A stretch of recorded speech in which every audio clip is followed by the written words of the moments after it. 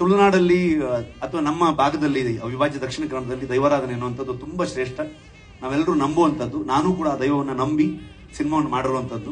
Cinema ಮಾಡಬೇಕಾದ್ರೆ ನಾವು ಎಲ್ಲ ಕಟ್ಟುಕಟ್ಟಲೆಗಳಾಗ್ಲಿ ಅದನ್ನ ಕಂಪ್ಲೀಟ್ ಆಗಿ ಅದನ್ನ ಶಿಸ್ತಿನಿಂದ ಜವಾಬ್ದಾರಿಯಿಂದ ಎಲ್ಲೂ ಕೂಡ ದೈವಾರಾಧನೆಗೆ ತುಂಬಾ ಜಾಗರೂಕತೆಯಿಂದ ದೈವ ನರ್ತಕರುಗಳನ್ನು ಜೊತೆಯಲ್ಲಿ ಇಟ್ಕೊಂಡು ಸಿನಿಮಾ ಬಂದಾದ್ಮೇಲೆ ಹಾಡನ್ನ ಇವತ್ತಿನ ಜನರಿಗೆ ರೀಲ್ಸ್ ಮಾಡೋದು ಅಭ್ಯಾಸ, ಬಂದಿರುವಂತಹ ಪಾತ್ರವನ್ನ ಅಲ್ಲಿರುವಂತಹ ದೈವವನ್ನ ಅನುಕರಣೆ ಮಾಡುವಂತದ್ದು ಅಭ್ಯಾಸಗಳು ಇತ್ತೀಚೆಗೆ ಸ್ವಲ್ಪ ಪಾಪ್ಯುಲರ್ ಆಗ್ತಿರೋದ್ರಿಂದ ನಾನು ಮತ್ತೊಮ್ಮೆ ರಿಕ್ವೆಸ್ಟ್ ಮಾಡ್ತಾ ಇರೋದು, ಸ್ಟೇಜ್ಗಳಲ್ಲಿ ಅಥವಾ ಬೇರೆ ಬೇರೆ ಕಡೆಗೆ ರೀಲ್ಸ್ಗಳಾಗ್ಬೋದು, ಯಾವ್ದಾವುದೋ ಕಾರ್ಯಕ್ರಮದಲ್ಲಿ ದೈವದ ವೇಷವನ್ನ ಹಾಕಿ ಅದನ್ನ ನೌಕರಿ ಮಾಡುವಂತದ್ದು, ಅದರಿಂದಾಗಿ ನಮ್ಮಂತ ಭಕ್ತರಿಗೆ ದೈವಾರಾಧನೆ ಮಾಡುವಂತವರಿಗೆ ಆ ಭಾಗದ ಜನರಿಗೆ ತುಂಬಾ ನೋವಾಗುತ್ತೆ. ಸೊ ಅದಕ್ಕೆ ಕಾಂತಾರದ ಉದ್ದೇಶ ಆ ದೈವದ ಶಕ್ತಿ ಮತ್ತೆ ನಮ್ಮ ಸಂಸ್ಕೃತಿಯನ್ನು ಹೇಳುವಂತ ಉದ್ದೇಶ ಇತ್ತು. ಆ ಒಳ್ಳೆ ಉದ್ದೇಶಕ್ಕೆ ಇದೊಂದು ಕಪ್ಪು ಚುಕ್ಕೆ ಆಗಬಾರ್ದು ಅನ್ನೋದು ನನ್ನ ಒಂದು ರಿಕ್ವೆಸ್ಟ್.